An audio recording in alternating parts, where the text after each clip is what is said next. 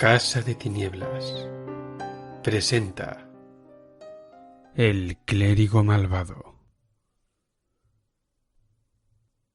Un hombre de aspecto circunspecto e inteligente, que vestía con sencillez y llevaba una barba entrecana, me hizo pasar al aposento del desván y me habló de esta manera. Sí, él vivió aquí, pero le aconsejo que no toque nada. Su curiosidad le hace a usted ser irresponsable.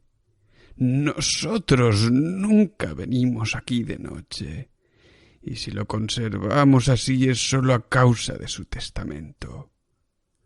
Ya sabe usted lo que él hizo. Aquella abominable sociedad se hizo cargo finalmente, y no sabemos dónde está enterrado. No hubo forma de que la ley ni nadie más pudiera ponerse en contacto con esa sociedad. Espero que no se quede aquí después de anochecer, y le ruego que deje en paz aquella cosa que hay encima de la mesa. Eso que parece una caja de cerillas. No sabemos lo que es, pero sospechamos que tiene algo que ver con lo que él hizo. Incluso evitamos mirarla normalmente. Al cabo de un rato, el hombre me dejó solo en la habitación del desván. Estaba muy sucia y cubierta de polvo, y muy rudimentariamente amueblada, pero tenía una pulcritud que indicaba que no era el alojamiento de un habitante de los barrios bajos. Había estantes llenos de libros de teología y clásicos, de Paracelso, Alberto Magno, Tritemio, Hermes Trimegisto, Borel y otros, en extraños alfabetos cuyos títulos no pude descifrar. Los muebles eran muy corrientes. Había una puerta, pero sólo conducía a un gabinete.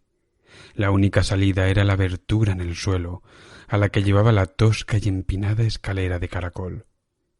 Las ventanas eran del modelo de ojo de buey, y las negras vigas de roble denotaban una increíble antigüedad. Estaba claro que aquella casa era del viejo mundo. Me pareció saber dónde me encontraba, aunque no puedo recordar lo que entonces sabía. Indudablemente, la ciudad no era Londres. Mi impresión es que se trataba de un pequeño puerto de mar. El pequeño objeto que había encima de la mesa me fascinó de sobremanera. Creí saber qué hacer con él, pues saqué de mi bolsillo una linterna eléctrica o algo que se le parecía, y probé a encenderla tímidamente. La luz no era blanca sino violeta, y parecía menos una verdadera luz que una especie de bombardeo radiactivo. Recuerdo que no la consideré una linterna corriente. A decir verdad, llevaba una de esas en otro bolsillo. Estaba oscureciendo, y afuera los antiguos tejados y cañones de chimenea parecían muy extraños tras los cristales de las ventanas de ojo de buey. Por último, me armé de valor y apoyé el pequeño objeto que había encima de la mesa en un libro. Acto seguido, proyecté sobre él los rayos de aquella peculiar luz violeta. La luz pareció asemejarse todavía más a una lluvia o granizada de pequeñas partículas violeta que a un haz luminoso continuo. Al golpear aquellas partículas en el centro de la superficie lisa del extraño artefacto, pareció que producían una crepitación, como el chisporroteo de un tubo vacío a través del cual pasan las chispas. La oscura y lisa superficie adquirió una incandescencia rosácea y en su centro pareció estar tomando forma una imprecisa figura blanca. Entonces me di cuenta de que no estaba solo en la habitación, y volví a meterme en el bolsillo el proyector de rayos. Pero el recién llegado no habló, ni escuché sonido alguno. Todo era una quimérica farsa, como si se viera desde una enorme distancia a través de alguna neblina intermedia. Aunque por otra parte, el recién llegado y todos los que vinieron a continuación aparecían grandes y próximos, como si estuvieran a la vez cerca y lejos, conforme a alguna geometría anómala. El recién llegado era un hombre delgado y moreno, de estatura media, ataviado con un atuendo clerical de la iglesia anglicana. Aparentaba tener unos 30 años, tez cetrina, aceitunada y rasgos bastante agradables, pero con una frente anormalmente grande. Llevaba el pelo negro bien cortado y pulcramente cepillado, e iba bien afeitado, aunque una espesa barba le azuleaba el mentón. Llevaba gafas sin montura con patillas de acero. Su figura y los rasgos de la parte inferior del rostro eran como los de los demás clérigos que yo había visto, pero tenía una enorme frente y era más enigmático y parecía más inteligente, aunque también más sutil y secretamente perverso. En aquel momento acababa de encender una tenue lámpara de aceite. Parecía nervioso, y antes de que me diera cuenta, arrojó todos sus libros de magia a una chimenea que había al lado de la ventana de la habitación, donde la pared estaba bastante inclinada y en la que no me había fijado antes. Las llamas consumieron los libros con voracidad, brotando con extraños colores y despidiendo un olor indeciblemente repugnante, mientras las páginas con extraños jeroglíficos y las apolilladas encuadernaciones sucumbían al ingrediente devastador. De pronto vi que había otras personas en la habitación, hombres de aspecto circunspecto con vestidura clerical, uno de los cuales llevaba alzacuello y calzones de obispo. Aunque no podía oír nada, comprendí que le estaban transmitiendo alguna decisión de enorme importancia al primero que había llegado. Parecía que le detestaban y le temían al mismo tiempo, y él parecía corresponder a esos sentimientos.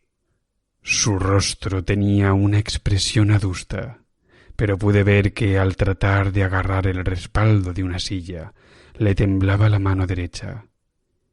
El obispo le señaló la vitrina vacía y la chimenea, donde las llamas se habían apagado entre una imprecisa masa carbonizada, y parecía particularmente asqueado. El primero que había llegado sonrió irónicamente y alargó la mano izquierda hacia el pequeño objeto que había encima de la mesa. Acto seguido todos parecieron asustarse. La comitiva de clérigos empezó a bajar en fila la empinada escalera a través de la trampilla que había en el suelo, volviéndose y haciendo gestos amenazadores al abandonar la habitación. El obispo fue el último en irse. El primero que había llegado fue hasta una alacena en el fondo de la habitación y sacó un rollo de cuerda. Se subió a una silla, ató un extremo de la cuerda a un gancho que colgaba de la gran viga central de roble negro que estaba al descubierto, y empezó a hacer un nudo corredizo en el otro extremo. Comprendiendo que estaba a punto de ahorcarse, me dirigí hacia él para disuadirle o salvarlo. Él me vio y suspendió los preparativos, mirándome con una especie de júbilo que me desconcertó y me preocupó. Poco a poco bajó de la silla y empezó a deslizarse hacia mí, mientras su rostro atezado de labios finos esbozaba una mueca verdaderamente lobuna. No sé por qué presentí que me encontraba en peligro de muerte, y saqué el extraño proyector de rayos para utilizarlo como arma de defensa. Ignoro por qué pensé que podría serme útil. Lo encendí, dándole en pleno rostro, y vi que sus cetrinas facciones brillaban, primero con una luz violeta y luego rosácea. Su exultante expresión lobuna empezó a verse relegada por una mirada de profundo temor, que sin embargo no llegó a sustituirla por completo. Se paró en seco. Luego, agitando las manos frenéticamente en el aire, empezó a retroceder tambaleándose. Vi que se acercaba al hueco de la escalera que estaba abierto, e intenté gritar para prevenirlo, pero no me oyó. Al cabo de unos instantes dio unos bandazos hacia atrás, cayó por la abertura y lo perdí de vista. Tuve problemas para llegar hasta el hueco de la escalera, pero cuando lo conseguí no encontré ningún cadáver aplastado en el piso de abajo. En cambio, había un tumulto de gente que subía con linternas, pues se había roto la racha de silencio fantasmal, y una vez más oía ruidos y veía con normalidad figuras tridimensionales. Por lo visto, algo había traído a aquel lugar a una muchedumbre. ¿Había sido un ruido que yo no había oído? Inmediatamente las dos personas, simples aldeanos al parecer, que iban en cabeza, me vieron y se quedaron paralizadas. Una de ellas gritó con fuerza y de forma ensordecedora: —¿Eres tú? ¿Otra vez? Acto seguido dieron media vuelta y huyeron desesperadamente, es decir, todos menos uno.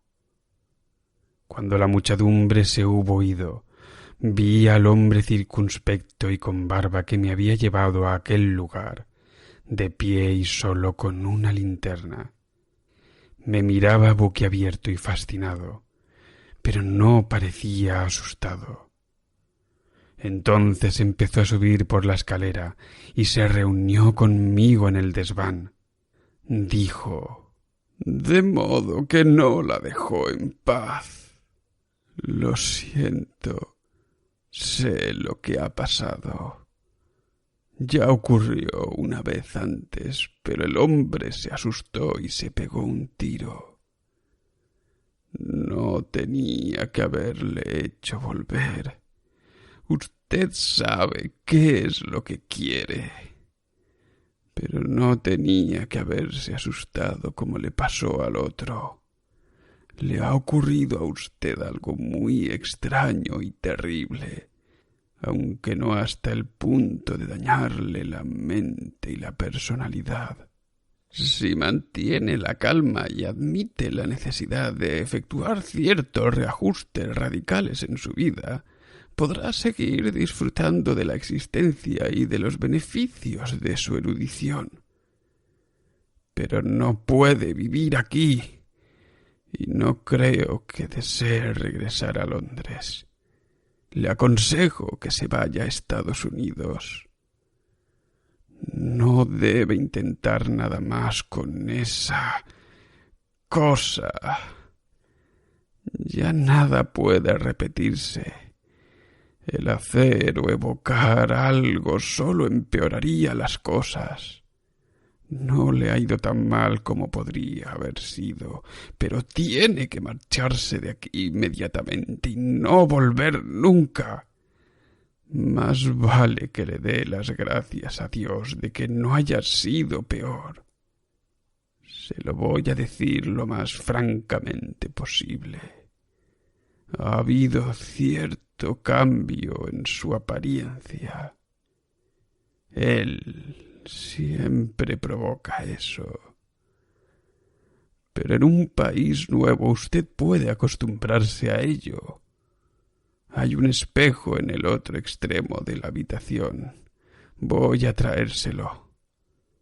Recibirá una impresión, aunque no verá nada repulsivo. Me estremecí de miedo, y el hombre de la barba casi tuvo que sostenerme mientras cruzábamos la habitación en dirección al espejo, con la tenue lámpara en su mano libre. Esto es lo que vi en el espejo. Un hombre delgado y moreno, de estatura media, ataviado con un atuendo clerical de la iglesia anglicana, que aparentaba tener unos 30 años, con unas gafas sin montura y patillas de acero que brillaban bajo una frente cetrina, aceitunada, anormalmente grande. Era el individuo silencioso que fue el primero en llegar y había quemado sus libros. Y durante el resto de mi vida iba a tener la apariencia externa de aquel hombre.